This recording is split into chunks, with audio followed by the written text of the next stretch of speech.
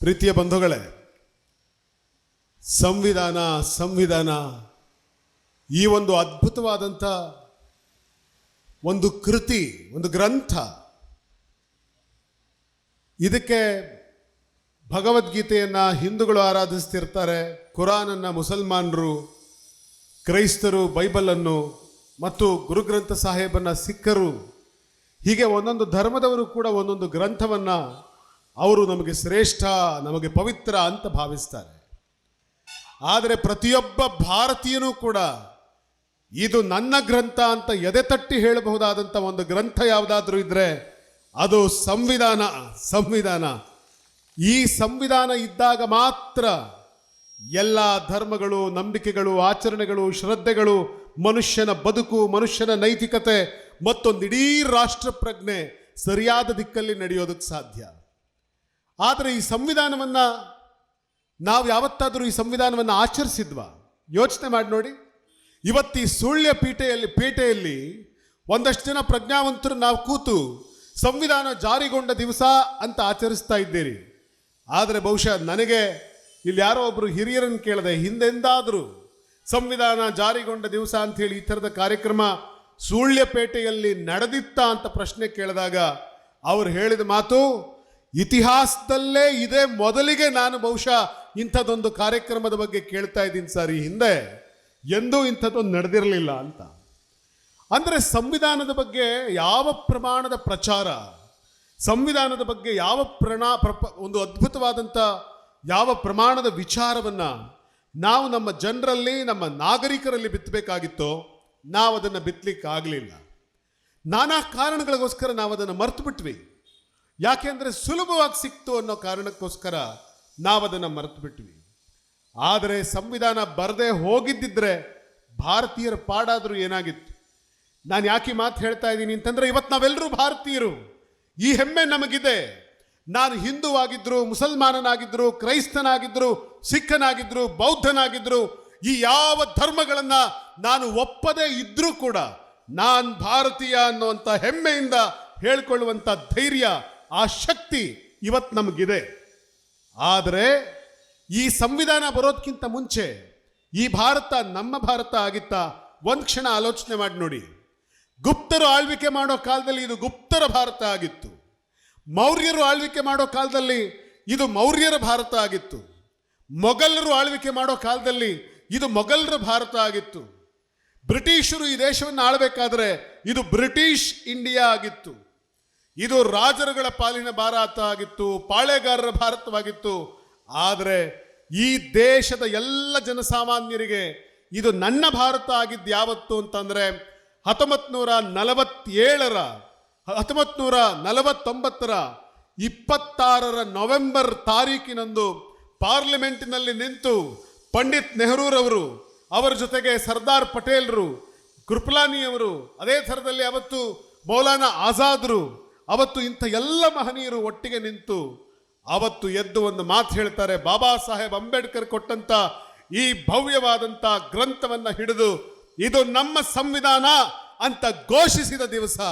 ಈ ಸಂವಿಧಾನದ ಪ್ರಿಯಂಬಲನ್ನು ಓದಬೇಕಾದ್ರೆ, V the people of India solemnly resolve to constitute the India into socialist, secular, democratic republic ಅಂತ ಘೋಷಣೆ ಮಾಡಿದ ದಿವಸ ಈ ಭಾರತ ಗುಪ್ತರ ಭಾರತ ಆಗಿರಲಿಲ್ಲ. ಈ ಘೋಷಣೆ ಮಾಡಿದ ದಿವಸ ಇದು ಗುಪ್ತರದ್ದೋ, ಮೊಘಲರದ್ದೋ, ಕ್ರೈಸ್ತರದ್ದೋ, ಬ್ರಿಟಿಷರದ್ದೋ, ಮುಸಲ್ಮಾನರದ್ದೋ, ಹಿಂದೂಗಳದ್ದೋ ಅಲ್ಲ. ಇದು ಈ ದೇಶದ ಪ್ರತಿಯೊಬ್ಬ ಜನಸಾಮಾನ್ಯನ ಭಾರತವಾಗಿ ಆ ದಿವಸ ನಿರ್ಮಾಣವಾಯಿತು.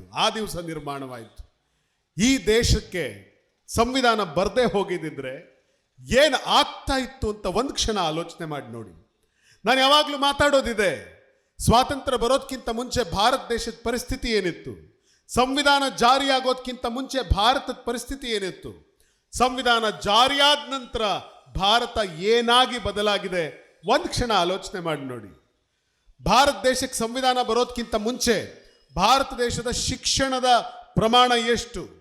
ಭಾರತ ದೇಶದಲ್ಲಿ 12-13% ಜನ ಮಾತ್ರ ಓದು ಬರಹ ಬರೆಯೋದಕ್ಕೆ ಗೊತ್ತಿತ್ತು. ತಮ್ಮ ಹೆಸರು ಬರೆಯೋದಕ್ಕೆ ಗೊತ್ತಿರೋ ಅಷ್ಟು ಶಿಕ್ಷಣ ಇದ್ದದ್ದು ದೇಶದ ಒಟ್ಟು ಜನಸಂಖ್ಯೆಯ 13% ಮಾತ್ರ.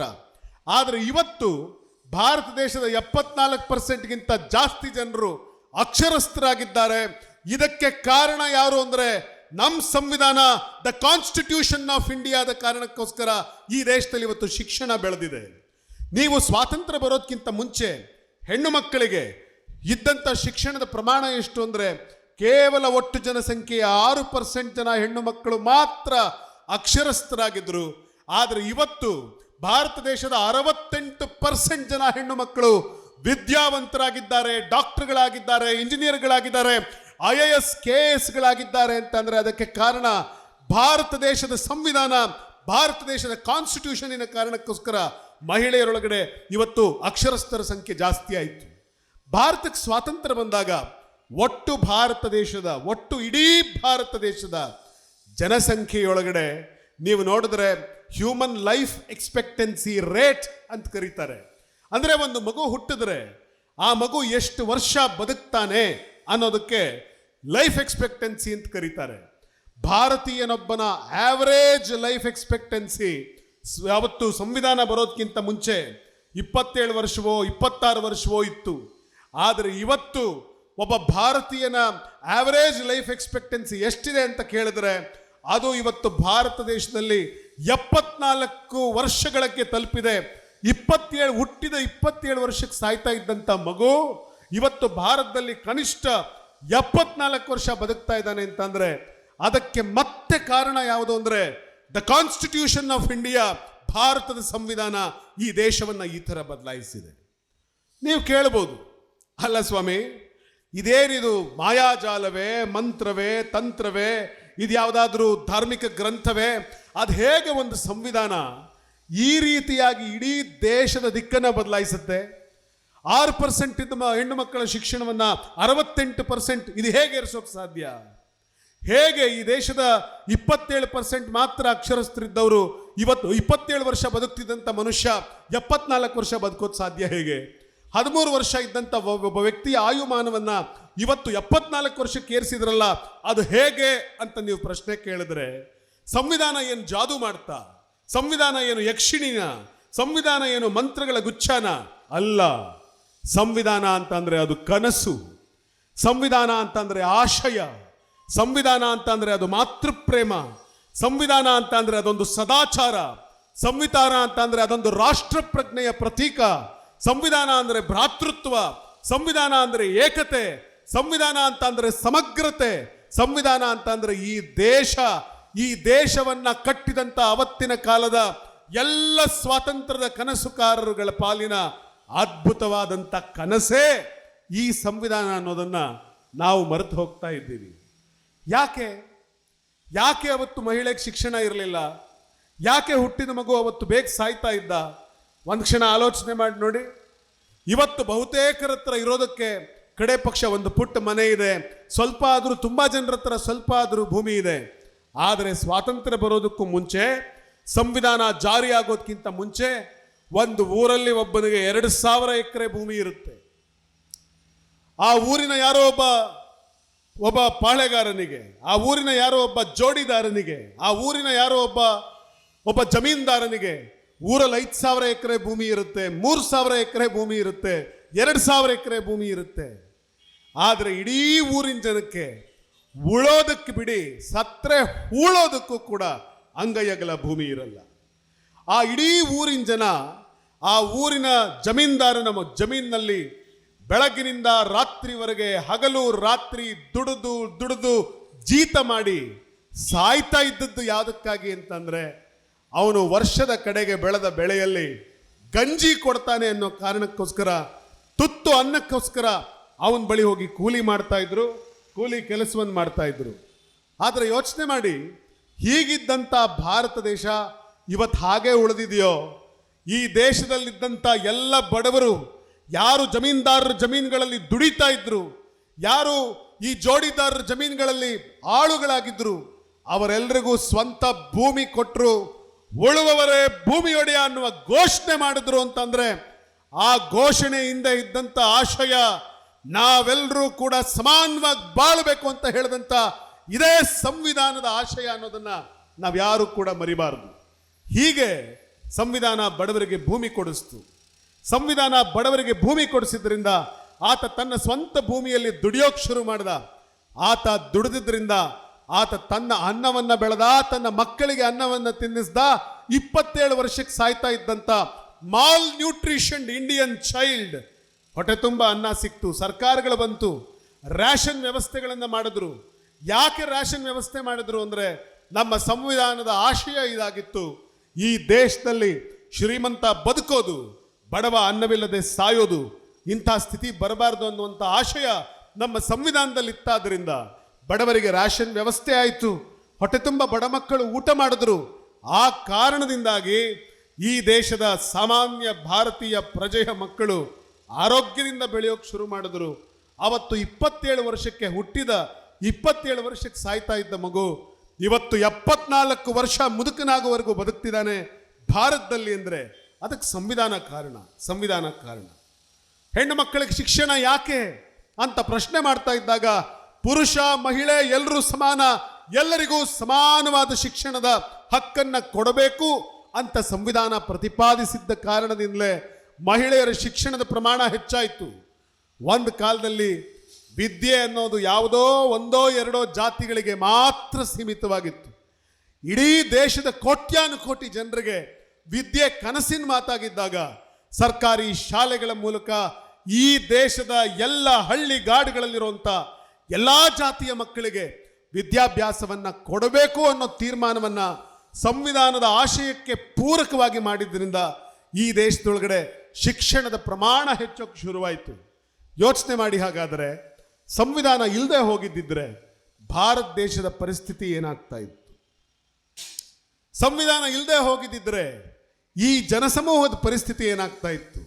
ಭರತಣ್ಣ, ಇಡೀ ದೇಶ ಯಾವ ಪರಿಸ್ಥಿತಿಯೊಳಗಡೆ ಇತ್ತು ಸ್ವಾತಂತ್ರ್ಯ ಬರೋದಕ್ಕಿಂತ ಮುಂಚೆ ಅನ್ನೋದನ್ನ ನಾವೆಲ್ಲರೂ ಕೂಡ ಊಹಿಸಿ ನೋಡೋದಾದರೆ, ಬಾಬಾ ಸಾಹೇಬ್ ಅಂಬೇಡ್ಕರ್ ಇದ್ರ ಬಗ್ಗೆ ಅಪಾರವಾದಂಥ ಬೆಳಕನ್ನು ಚೆಲ್ತಾರೆ. ಇವತ್ತು ನಾವೆಲ್ಲರೂ ಸಮಾನವಾಗಿ ಕೂತಿದ್ದೀವಿ, ಎಲ್ಲರೂ ಸಮಾನವಾಗಿ ಕೂತಿದ್ದೀವಿ. ಇಲ್ಲಿ ಭಟ್ರಿದ್ದಾರೆ, ನಮ್ಮ ಲಕ್ಷ್ಮೀಶ್ ಭಟ್ರಿದ್ದಾರೆ, ಜಾನಿ ಅಣ್ಣ ಇದ್ದಾರೆ, ಭರತಣ್ಣ ಇದ್ದಾರೆ, ನಮ್ಮ ಬ್ಲಾಕ್ ಅಧ್ಯಕ್ಷರುಗಳಿದ್ದಾರೆ, ವೇದಿಕೆ ಮೇಲೆ ಪಾದ್ರಿ ಇದ್ದಾರೆ, ಮೌಲ್ವಿಗಳಿದ್ದಾರೆ, ಸರ್ಕಾರಿ ಅಧಿಕಾರಿಗಳಿದ್ದಾರೆ, ಜನಸಾಮಾನ್ಯರಿದ್ದಾರೆ, ಹೋರಾಟಗಾರರಿದ್ದಾರೆ. ಎಲ್ಲರೂ ಸಮಾನವಾಗಿ ಕೂತಿದ್ದೀವಲ್ವಾ? ಆದರೆ ಸಂವಿಧಾನ ಜಾರಿ ಆಗೋದಕ್ಕಿಂತ ಮುಂಚೆ ಹಿಂಗೆ ಕೂರ್ತಿದ್ವಾ? ಸಂವಿಧಾನ ಜಾರಿ ಆಗೋದಕ್ಕಿಂತ ಮುಂಚೆ ಒಬ್ಬ ಮೇಲ್ ಕೂರ್ತಿದ್ದ, ಒಂದು 4 ಜನ ಮೇಲ್ ಕೂರ್ತಿದ್ರು, ಉಳಿದವ್ರು ಯಾರು ಅವ್ರ ಪಕ್ಕ ಕೂತ್ಕೊಳ್ಳೋ ಹಾಗಿರಲಿಲ್ಲ. ಎಲ್ಲರಿಗೂ ಸಮಾನವಾಗಿ ಕೂತ್ಕೊಳ್ಳೋ ಅವಕಾಶವೂ ಇರಲಿಲ್ಲ. ಇವತ್ತು ಈ ಸಭೆಯಲ್ಲಿ ಮಹಿಳೆಯರು ಮೊದಲನೇ ಸಾಲಲ್ಲಿ ಕೂತ್ಕೊಂಡಿದ್ದಾರೆ, ಪುರುಷರು ಅವ್ರ ಹಿಂದೆ ಕೂತ್ಕೊಂಡಿದ್ದಾರೆ, ಪುರುಷರು ಅವ್ರ ಹಿಂದೆ ಕೂತಿದ್ದಾರೆ. ಸಂವಿಧಾನ ಜಾರಿ ಆಗಿಲ್ಲದೆ ಹೋಗಿದ್ರೆ ಮಹಿಳೆ ಈ ಸಭೆಯಲ್ಲಿ ಎಲ್ಲರಿಗೂ ಪುರುಷರಿಗೆ ಸಮಾನವಾಗಿ ಕೂತ್ಕೊಳ್ಳೋಕ್ಕೂ ಅವಕಾಶ ಸಿಗ್ತಿರಲಿಲ್ಲ. 70 ವರ್ಷಗಳ ಹಿಂದೆ, ಅಂದರೆ 75-76 ವರ್ಷಗಳ ಹಿಂದೆ ಸಂವಿಧಾನ ಜಾರಿ ಆಗೋದಕ್ಕಿಂತ ಮುಂಚೆ ನಾವು ಹುಟ್ಟಿದ್ರೆ ನಾವು ಈ ಸಮಾಜದಲ್ಲಿ ಏನನ್ನು ನೋಡ್ತಾ ಇದ್ವಿ? ಬಾಬಾ ಸಾಹೇಬರು ಅನೇಕ ಸರ್ತಿ ಇಂಥ ವಿಚಾರಗಳನ್ನು ಜನಗಳ ಮುಂದೆ ಇಟ್ಟು ಎಚ್ಚರಿಸುವಂಥ ಪ್ರಯತ್ನ ಮಾಡ್ತಾರೆ. ಅವತ್ತು ಒಬ್ಬ ಹೆಣ್ಣು ಮಗಳು ಗರ್ಭಿಣಿಯಾದರೆ ಅವಳನ್ನು ಏನಮ್ಮ ನಿನ್ನ ಮಗ ಏನಾಗಬೇಕು ಅಂತ ಪ್ರಶ್ನೆ ಕೇಳಿದರೆ ಆ ತಾಯಿ ಏನು ಉತ್ತರ ಕೊಡ್ತಿದ್ಲು ಗೊತ್ತೇನು? ಆ ಹೆಣ್ಣುಮಗಳು ಜಾಡಮಾಲಿ ಸಮುದಾಯದ ಜಾತಿಯಲ್ಲಿ ಹುಟ್ಟಿದ್ರೆ ಆ ತಾಯಿ ಹೇಳ್ತಾ ಇದ್ಲಂತೆ, ಹೆಚ್ಚೇನಿಲ್ಲ ಸ್ವಾಮಿ. ಆ ಗರ್ಭಿಣಿ ಹೆಣ್ಣುಮಗಳು ತನ್ನ ಹೊಟ್ಟೆ ಮುಟ್ಕೊಂಡು ಹೇಳ್ತಿದ್ದ ಮಾತೇನು ಅಂದರೆ, ಹೆಚ್ಚೇನಿಲ್ಲ ಸ್ವಾಮಿ, ನಾನು ನನ್ನ ಗಂಡ ಅವನು ಮಲ ಹೊರ್ತಿದ್ದಾನೆ, ನನ್ನ ಮಗನೂ ಕೂಡ ಮೊಲ ಹೊರ್ತಾನೆ ಸ್ವಾಮಿ. ಆ ಮೇಲ್ಜಾತಿಯವರ ಮಲನ ತಲೆ ಮೇಲೆ ಹೊತ್ಕೊಂಡು ಬದುಕ್ತಿದ್ದಾನೆ ನನ್ನ ಗಂಡ, ಮಗನೂ ಮಲ ಹೊರ್ತಾನೆ. ಜಾಡಮಾಲಿ ಹೆಂಡತಿಯ ಕನಸು ತನ್ನ ಮಗನಿಗಾಗಿ ಇಷ್ಟೇ. ಚಮ್ಮಾರನ ಹೆಂಡತಿ ಕನಸೇನು? ಚಮ್ಮಾರನ ಹೆಂಡತಿಗೆ ಏನಮ್ಮ ನಿನ್ನ ಮಗ ಏನಾಗಬೇಕು ಅಂತ ನೀನು ಕನಸು ಕಾಣ್ತೀಯ ಅಂತ ಕೇಳಿದ್ರೆ ಆ ಚಮ್ಮಾರನ ಹೆಂಡತಿ ಹೇಳ್ತಿದ್ಲಂತೆ, ಏನಿಲ್ಲ ಸ್ವಾಮಿ, ಗಂಡ ಚಪ್ಪಲಿ ಹೊಲಿತಾನೆ, ನನ್ನ ಮಗನೂ ಕೂಡ ಚಪ್ಪಲಿ ಹೊಲಿತಾನೆ ಸ್ವಾಮಿ, ಇಷ್ಟೇ ನನ್ನ ಕನಸು.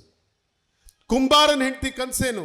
ಸ್ವಾಮಿ, ನನ್ನ ಗಂಡ ಮಡಿಕೆ ಮಾಡಿ ಬಿಸಿಲಲ್ಲಿ ಮಾರ್ತಿದ್ದಾನೆ, ನನ್ನ ಮಗನಾದರೂ ಒಂದು ಜೋಪಡಿ ಕೆಳಗಡೆ ಮಡಿಕೆ ಮಾಡಲಿ ಅಂತ ನಾನು ಆಸೆ ಪಡ್ತೀನಿ ಸ್ವಾಮಿ, ಅಷ್ಟೇ ಕುಂಬಾರನ ಹೆಂಡತಿಯ ಕನಸು. ಕುರುಬನ ಹೆಂಡತಿ ಕನಸೇನು? ಸ್ವಾಮಿ, ನನ್ನ ಗಂಡ 100 ಕುರಿ ಸಾಕಿದ್ದಾನೆ, ನನ್ನ ಮಗನಾದರೂ 500 ಕುರಿ ಸಾಕ್ಬೇಕು ಸ್ವಾಮಿ, ಇಷ್ಟೇ ನನ್ನ ಕನಸು. ಗೊಲ್ಲನ ಹೆಂಡತಿ ಕನಸೇನು? ಸ್ವಾಮಿ, ನನ್ನ ಗಂಡ 50 ದನ ಸಾಕಿದಾನೆ, ನನ್ನ ಮಗ 100 ದನ ಸಾಕ್ಬೇಕು ಸ್ವಾಮಿ. ಇಷ್ಟೇ ಗೊಲ್ಲನ ಹೆಂಡತಿ ಕನಸು. ಒಬ್ಬ ಈಡಿಗ ಸಮುದಾಯದವನ ಹೆಂಡತಿ ಕನಸೇನು? ಸ್ವಾಮಿ, ನನ್ನ ಗಂಡ ಹೆಂಡ ಮಾರಿ ಬದುಕ್ತಿದ್ದಾನೆ, ನನ್ನ ಮಗನೂ ಹೆಂಡ ಮಾರಿ ಬದುಕ್ತಾನೆ ಸ್ವಾಮಿ. ಇಷ್ಟೇ ನನ್ನ ಕನಸು. ಚಮ್ಮಾರನ ಹೆಂಡತಿ ಕನಸು, ಕುಂಬಾರನ ಹೆಂಡತಿ ಕನಸು, ಕಮ್ಮಾರನ ಹೆಂಡತಿ ಕನಸು, ಬಡಕಿ ಹೆಂಡತಿ ಕನಸು, ಜಾಡಮಾಲಿ ಹೆಂಡತಿ ಕನಸು, ಕುರುಬನ ಹೆಂಡತಿ ಕನಸು, ಗೊಲ್ಲನ ಹೆಂಡತಿ ಕನಸು, ಈಡಿಗನ ಹೆಂಡತಿಯ ಕನಸು. ಇಷ್ಟೇ ಇಡೀ ಸಮುದಾಯದ, ತಳ ಸಮುದಾಯದ ಹೆಣ್ಣು ಮಕ್ಕಳು ತಮ್ಮ ಮಕ್ಕಳ ಭವಿಷ್ಯಕ್ಕಾಗಿ ಅವರಿಗಿದ್ದ ಕನಸು ಇಷ್ಟೇ. ಆದರೆ ಇವತ್ತು ಸಂವಿಧಾನ ಜಾರಿಗೊಂಡಿದೆ. ಇವತ್ತು ಈ ಯಾವ ಜಾತಿ ಸಮುದಾಯದ ಹೆಣ್ಣು ಮಕ್ಕಳನ್ನು ನೀವು ಮಾತಾಡಿಸಿ, ಏನಮ್ಮ ನಿನ್ನ ಮಗ ಏನು ಆಗಬೇಕು ಅಂತ ಪ್ರಶ್ನೆ ಕೇಳಿದ್ರೆ ಆ ತಾಯಿ ಕೊಡೋ ಉತ್ತರ ಏನು ಗೊತ್ತಾ? ಸ್ವಾಮಿ, ನನ್ನ ಮಗ ಶಾಲೆ ಕಲಿಬೇಕು, ವಿದ್ಯಾವಂತನಾಗಬೇಕು, ಅವನು ಮೇಷ್ಟ್ರಾಗಬೇಕು, ಪ್ರೊಫೆಸರ್ ಆಗಬೇಕು, ಡಾಕ್ಟರ್ ಆಗಬೇಕು, ಇಂಜಿನಿಯರ್ ಆಗಬೇಕು, ಪೊಲೀಸ್ ಆಗಬೇಕು, IAS ಆಗಬೇಕು, IPS ಆಗಬೇಕು, ಅವನು ಸಾಧ್ಯ ಆದರೆ MLA ಆಗಬೇಕು, ಮುಖ್ಯಮಂತ್ರಿ ಆಗಬೇಕು, ಪ್ರಧಾನ ಮಂತ್ರಿ ಆಗಲಿ ನನ್ನ ಮಗ ಬೇಕಾದರೆ ದ್ರೌಪದಿ ಮುರ್ಮು ತರ ರಾಷ್ಟ್ರಪತಿ ಆಗಲಿ ನನ್ನ ಮಗ ಅಂತ ಹೇಳಿ ತಳ ಸಮುದಾಯದ ಜನ ಮಾತನಾಡೋ ಥರ ಮಾಡಿದೆ. ಆ ಕನಸು ಕಾಣೋ ಥರ ಮಾಡಿದೆ ಅಂದರೆ ಆ ಕನಸನ್ನು ಕೊಟ್ಟಿದ್ದು ಇದೇ ಕಾನ್ಸ್ಟಿಟ್ಯೂಷನ್ ಆಫ್ ಇಂಡಿಯಾ, ಇದೇ ಭಾರತ ದೇಶದ ಸಂವಿಧಾನ ತಳ ಸಮುದಾಯದವರಿಗಿಂತ ಕನಸುಗಳನ್ನು ಕೊಟ್ಟಿದೆ. ಸಂವಿಧಾನವನ್ನು ನಾವು ಕೊಲ್ಲೋದು ಅಂದರೆ, ಈ ಸಂವಿಧಾನವನ್ನು ಮುಗಿಸೋದು ಅಂತಂದರೆ, ಯಾರೋ ಒಬ್ಬ ಮಾನಗೆಟ್ಟ ಒಬ್ಬ ಪಾರ್ಲಿಮೆಂಟಿನಲ್ಲಿ ಕೂತ್ಕೊಂಡಿದ್ದಂಥ ವ್ಯಕ್ತಿ ಇದೇ ಸಂವಿಧಾನದ ಶಕ್ತಿಯಿಂದ ಆತ ಪಾರ್ಲಿಮೆಂಟೇರಿಯನ್ ಆಗಿ ಕೂತ್ಕೋತಾನೆ. ಆದರೆ ಈ ಸಂವಿಧಾನ ಬದಲಾಯಿಸ್ತೀನಿ ಅಂತ ಮಾತಾಡ್ತಾನೆ. ಇನ್ಯಾರೋ ಒಬ್ರು ಮೊನ್ನೆ ಮಾತಾಡಿದ್ದಾರೆ, ಈ ಸಂವಿಧಾನ ಸರಿ ಇಲ್ಲ, ಈ ಸಂವಿಧಾನ ನಮಗನುಕೂಲವಾಗೋ ಥರ ಮಾಡಿಕೊಂಡು ನಾವು ನೋಡಬೇಕು ಅಂತಾರೆ. ಅಂದರೆ ಇವರ ಕನಸಿನ ಆಶಯ ಏನು ಅಂತಂದರೆ, ಮತ್ತದೇ ಈ ತಳ ಸಮುದಾಯದ ಜನ ಮತ್ತೆಂದೂ ತಲೆ ಎತ್ತಬಾರದು ಅನ್ನೋ ಮಾತನ್ನ ಅವರು ಈ ರೀತಿಯಾಗಿ ಹೇಳುವ ಪ್ರಯತ್ನ ಮಾಡ್ತಾ ಇದ್ದಾರೆ. ಜಾಗೃತರಾಗಿ ಏಳಿ ಎದ್ದೇಳಿ, ಈ ಸಂವಿಧಾನ ಉಳಿದ್ರೆ ನೀವೆಲ್ಲರೂ ಉಳಿತೀರಾ, ಈ ಸಂವಿಧಾನದ ಆಶಯಗಳು ಉಳಿದ್ರೆ ಸಮಾನತೆ ಉಳಿಯುತ್ತೆ, ಈ ಸಂವಿಧಾನದ ಆಶಯಗಳು ಉಳಿದ್ರೆ ನಿಮಗೆಲ್ಲರಿಗೂ ಕೂಡ ಬೆಳೆಯೋದಕ್ಕೆ ಸಮಾನವಾದ ಅವಕಾಶ ಸಿಗುತ್ತೆ. ಈ ಸಂವಿಧಾನ ಸತ್ರೆ ಮತ್ತದೇ ಕತ್ತಲ ಪ್ರಪಂಚಕ್ಕೆ ನೀವು ಹೋಗ್ತೀರಿ. ಬಾಬಾ ಸಾಹೇಬ್ ಅಂಬೇಡ್ಕರ್ ಹೇಳಿದ್ರು, ಸಂವಿಧಾನ ಯಾರ ಕೈಯಲ್ಲಿ ಇದೆ ಅನ್ನೋದ್ರ ಮೇಲೆ, ಸಂವಿಧಾನ ಯಾರ ಕೈಯಲ್ಲಿ ಇದೆ ಅನ್ನೋದ್ರ ಮೇಲೆ ಸಂವಿಧಾನ ಈ ಸಮಾಜವನ್ನ ಯಾವ ರೀತಿ ಮುನ್ನಡೆಸುತ್ತೆ ಅನ್ನೋದು ತೀರ್ಮಾನ ಆಗುತ್ತೆ. ಏನು ಹಾಗಂದ್ರೆ, ಸಂವಿಧಾನ ಒಳ್ಳೆಯದು ಅಲ್ಲ, ಸಂವಿಧಾನ ಕೆಟ್ಟದ್ದು ಅಲ್ಲ. ಆದರೆ ಸಂವಿಧಾನವನ್ನು ನಡೆಸುವ, ಆ ಸಂವಿಧಾನಿಕ ಅಧಿಕಾರವನ್ನು ಚಲಾಯಿಸುವಂಥ ಆ ಒಂದು ಅಧಿಕಾರವನ್ನು ನೀವು ಯಾರಿಗೆ ಕೊಡ್ತೀರಾ ಅನ್ನೋದ್ರ ಮೇಲೆ ಈ ಸಂವಿಧಾನ ಒಳ್ಳೆಯದು ಅಥವಾ ಕೆಟ್ಟದ್ದು ಆಗುತ್ತೆ ಅಂತ ಅಂಬೇಡ್ಕರ್ ಹೇಳ್ತಾರೆ. ಏನು ಹಾಗಂದ್ರೆ, ನಿಮಗೆ ಸರಳವಾಗಿ ಅರ್ಥ ಆಗೋ ಥರ ಹೇಳಬೇಕು ಅಂದರೆ, ಸಂವಿಧಾನ ಬೆಂಕಿ ಇದ್ದ ಹಾಗೆ. ಬೆಂಕಿ ಒಳ್ಳೆಯದಾ, ಬೆಂಕಿ ಕೆಟ್ಟದ? ಪತ್ರಕರ್ತ ಸ್ನೇಹಿತರಿದ್ದೀರಿ, ಮಾಧ್ಯಮದ ಮಿತ್ರರಿದ್ದೀರಿ, ಬೆಂಕಿ ಕೆಟ್ಟದ, ಬೆಂಕಿ ಒಳ್ಳೆಯದ ಅಂದರೆ ಉತ್ತರ ಏನು? ಬೆಂಕಿ ಒಳ್ಳೆಯದೂ ಅಲ್ಲ, ಬೆಂಕಿ ಕೆಟ್ಟದೂ ಅಲ್ಲ.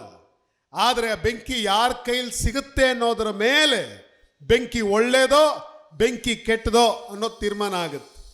ಬೆಂಕಿ ನಿಮ್ಮಮ್ಮನ ಕೈಗೆ ಸಿಕ್ಕರೆ, ನಮ್ಮ ತಾಯಿ ಕೈಲಿ ಸಿಕ್ಕರೆ, ಹಸಿದಿರುವಂಥ ಮಕ್ಕಳಿಗೆ ಅಮ್ಮ ಅನ್ನ ಬೇಯಿಸೋದಕ್ಕೆ ಅದನ್ನು ಒಲೆಯಲ್ಲಿಟ್ಟು ಉರಿಸ್ತಾಳೆ, ಅನ್ನ ಆಗಿ ಅದು ನಮ್ಮ ಹಸಿವನ್ನು ನೀಗುತ್ತೆ ಆ ಬೆಂಕಿ. ಅದೇ ಬೆಂಕಿ ಕತ್ತಲಾದಾಗ ಇನ್ನೊಬ್ಬ ಸಜ್ಜನ ವ್ಯಕ್ತಿಯ ಕೈಲಿದ್ರೆ ಅವನು ಹಣತೆ ಉರಿಸಿ ಆ ಬೆಂಕಿಯಿಂದ ಬೆಳಕನ್ನು ಸೃಷ್ಟಿ ಮಾಡಿ ಕತ್ತಲಾಗಿದ್ದ ಕೋಣೆಗೆ ಬೆಳಕನ್ನು ತಂದು ಅಲ್ಲಿ ಬೆಳಕು ವಿರಾಜಿಸುವಂತೆ ಮಾಡ್ತಾನೆ. ತುಂಬ ಚಳಿ ಇರೋಂಥ ಪ್ರದೇಶವಾದರೆ, ಚಳಿಯಿಂದ ಜನ ನಡುಗ್ತಾ ಇದ್ರೆ, ಒಬ್ಬ ಯೋಗ್ಯನ ಕೈಲಿ ಬೆಂಕಿ ಸಿಕ್ಕರೆ ಪುಟ್ಟದಾಗಿ ಒಂದು ಪುಟ್ಟ ಅಗ್ನಿಯ ಧ್ವನಿ ಹಾಕಿ ಅದರ ಸುತ್ತ ಕೂತು ಚಳಿ ಕಾಯಿಸೋದಕ್ಕೆ ಆ ಬೆಂಕಿಯನ್ನು ಬಳಸ್ತಾನೆ.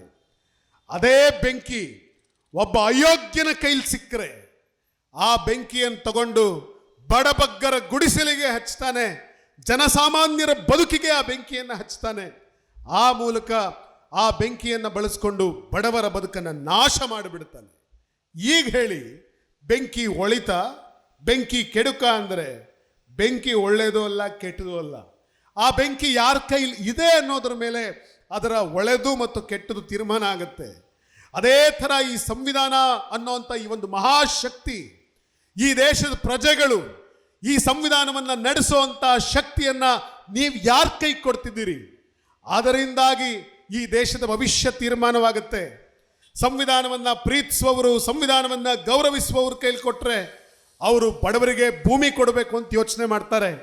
ಅವರು ಈ ದೇಶದ ಸಂಪತ್ತು ಬಡವರಿಗೆ ಸೇರಬೇಕು ಅನ್ನುವಂಥ ಆಲೋಚನೆ ಮಾಡ್ತಾರೆ. ಎಲ್ರಿಗೂ ಸಮಾನವಾಗಿ ಸಿಗಬೇಕು ಅಂತ ಆಲೋಚನೆ ಮಾಡ್ತಾರೆ. ಸಂವಿಧಾನವನ್ನು ಯೋಗ್ಯರ ಕೈಲಿ ಕೊಟ್ಟರೆ ಎಲ್ಲರಿಗೂ ಶಿಕ್ಷಣ ಸಿಗಬೇಕು, ಎಲ್ಲರಿಗೂ ದುಡಿಯುವಂಥ ಹಕ್ಕು ಸಿಗಬೇಕು ಅಂತ ಯೋಚನೆ ಮಾಡ್ತಾರೆ. ಅದೇ ಸಂವಿಧಾನ ಅಯೋಗ್ಯರ ಕೈಲಿ ಸಿಕ್ಕರೆ, ದುಷ್ಟರ ಕೈಲಿ ಸಿಕ್ಕರೆ ಅವರು ಈ ಸಂವಿಧಾನವನ್ನೇ ಬಳಸ್ಕೊಂಡು ಈ ದೇಶದ ಸಂಪತ್ತನ್ನು ಕೆಲವು ವ್ಯಕ್ತಿಗಳ ಹತ್ರ ಶೇಖರಣೆ ಆಗೋ ಥರ ನೋಡ್ಕೊಳ್ತಾರೆ. ಅದೇ ದುಷ್ಟರ ಕೈಲಿ ಅಧಿಕಾರ ಸಿಕ್ಕರೆ ಈ ಬಡವರ ಹತ್ರ ಇರುವಂಥ ಭೂಮಿಗಳನ್ನು ಕಿತ್ಕೊಂಡು, ರೈತರ ಭೂಮಿಗಳನ್ನು ಕಿತ್ಕೊಂಡು ಮಲ್ಟಿನ್ಯಾಷನಲ್ ಕಂಪ್ನಿಗಳಿಗೆ ಪರಭಾರೆ ಮಾಡೋದ್ರ ಬಗ್ಗೆ ಯೋಚನೆ ಮಾಡ್ತಾರೆ. ಅದೇ ದುಷ್ಟರ ಕೈಲಿ ಸಂವಿಧಾನ ಸಿಕ್ಕರೆ ನಾಜಿಗಳಂತ ಆಳ್ವಿಕೆಯನ್ನು ತಂದು ಜನಸಾಮಾನ್ಯರ ಬದುಕಿಗೆ ಕೊಳ್ಳಿ ಇಡುತ್ತಾರೆ. ಹೀಗಾಗಿ ಬಂಧುಗಳೇ, ಸಂವಿಧಾನವನ್ನು ಚಲಾಯಿಸುವಂಥ ವ್ಯಕ್ತಿಗಳು ಯಾರಿದ್ದಾರೆ ಅವರು ಯೋಗ್ಯರಾಗಬೇಕು, ಪ್ರಬುದ್ಧರಾಗಬೇಕು, ಅವರು ಸಮತೆ ಮಮತೆಗಳ ಮೇಲೆ ನಂಬಿಕೆ ಇಟ್ಟವರಾಗಬೇಕು, ಅಂಥವರನ್ನು ಆಯ್ಕೆ ಮಾಡಬೇಕು.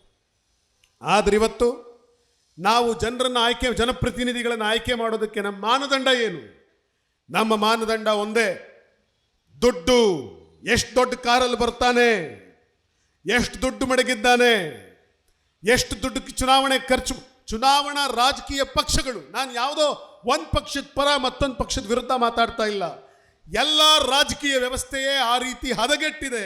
ಯಾವ ರೀತಿ ಹದಗೆಟ್ಟಿದೆ ಅಂತ ಅಂದರೆ, ಹಣವಿಲ್ಲದವರು ಜನಪ್ರತಿನಿಧಿಗಳಾಗೋದಕ್ಕೆ ಸಾಧ್ಯ ಇಲ್ಲ ಅನ್ನುವ ಪರಿಸ್ಥಿತಿ ನಿರ್ಮಾಣ ಆಗಿದೆ. ಒಂದು ಕಾಲದಲ್ಲಿ ವಿಧಾನಸಭೆಯಲ್ಲಿ ಯಾರು ಇರ್ತಾ ಇದ್ರು? ಒಂದು ಕಾಲದಲ್ಲಿ ಪಾರ್ಲಿಮೆಂಟಲ್ಲಿ ಯಾರು ಇರ್ತಾ ಇದ್ರು?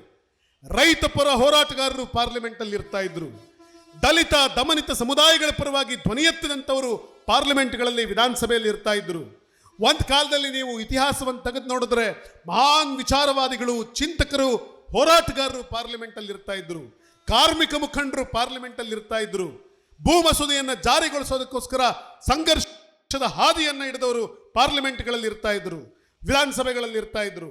ಅವರಲ್ಲಿ ನಿಂತಾಗ ಕಾವ್ಯ, ಸಾಹಿತ್ಯ, ಧರ್ಮ, ದೇಶ ಎಲ್ಲವನ್ನೂ ಮಾತನಾಡ್ತಾ ಇದ್ರು.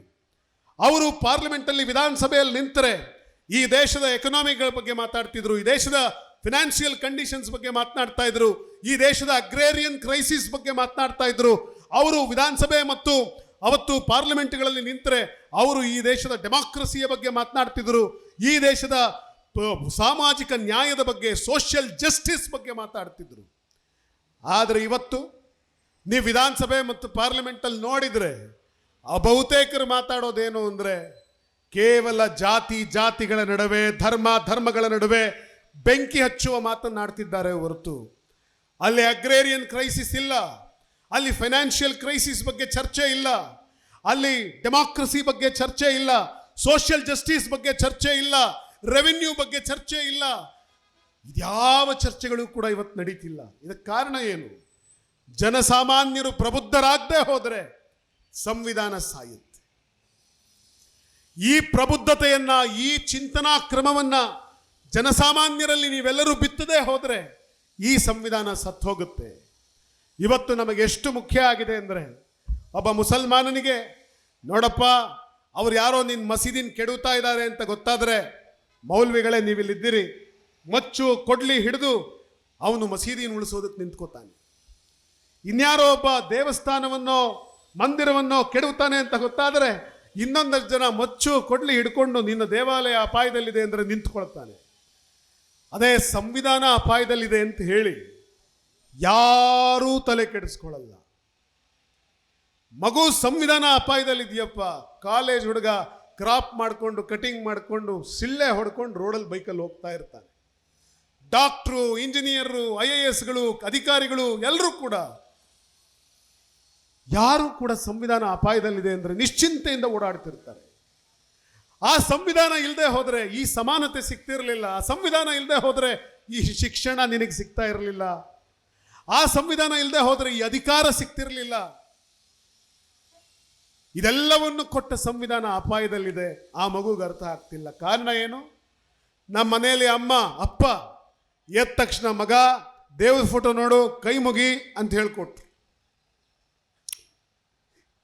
ಇನ್ಯಾರೋ ಒಬ್ಬ ತಾಯಿ, ಒಬ್ಬ ಮುಸಲ್ಮಾನನ ತಾಯಿ, ಮಗು ನೀನು ದುವಾ ಮಾಡು, ಕುರಾನ್ ಓದು ಅಂತ ಹೇಳ್ಕೊಟ್ರು. ಕ್ರೈಸ್ತನ ತಾಯಿ, ಮಗು ನೀನು ಪ್ರೇಯರ್ ಮಾಡು, ಬೈಬಲ್ ಓದು ಅಂತ ಹೇಳ್ಕೊಟ್ರು. ಆದರೆ ಇನಾಯತ್ ಅಲಿ ಅವರೇ, ಈ ದೇಶದ ಪ್ರತಿಯೊಬ್ಬ ಪ್ರಜೆಗೂ ಕೂಡ ತಾಯಿ ತಂದೆಯರು ಹೇಳಬೇಕಿರುವಂಥ ಒಂದು ಮಾತೇನು ಅಂದರೆ, ಮಗು ಈ ಸಂವಿಧಾನದ 4 ಪುಟ ಎದ್ದ ಮೇಲೆ ಒಂದ್ಸರ್ತಿ ತಿರುವಾಕಪ್ಪ, 4 ಪುಟ ತಿರುವಾಕೋ ಸಂವಿಧಾನದ್ದು ಅನ್ನುವ ಮಾತನ್ನ ಪ್ರತಿ ತಾಯಿ ತಂದೆಯರು ಹೇಳಬೇಕು, ಶಿಕ್ಷಕರುಗಳು ಹೇಳಬೇಕು. ಆಗ ಸಂವಿಧಾನ ಉಳಿಯುತ್ತೆ. ಆಗ ಸಂವಿಧಾನ ಏನು ಅಂತ ಪ್ರತಿಯೊಬ್ಬನಿಗೂ ಅರ್ಥ ಆಗುತ್ತೆ. ಈ ಸಾಂವಿಧಾನಿಕ ಮೌಲ್ಯಗಳನ್ನು ಜನಸಾಮಾನ್ಯರಿಗೆ ತಿಳಿಸದೆ ಹೋದರೆ ಸಂವಿಧಾನ ಉಳಿಯೋದಿಲ್ಲ. ಮತ್ತು ಕೆಲವರು ಅಪಪ್ರಚಾರ ಮಾಡೋದಿದೆ, ಭಾರತದ ಸಂವಿಧಾನ ಸರಿ ಇಲ್ಲ.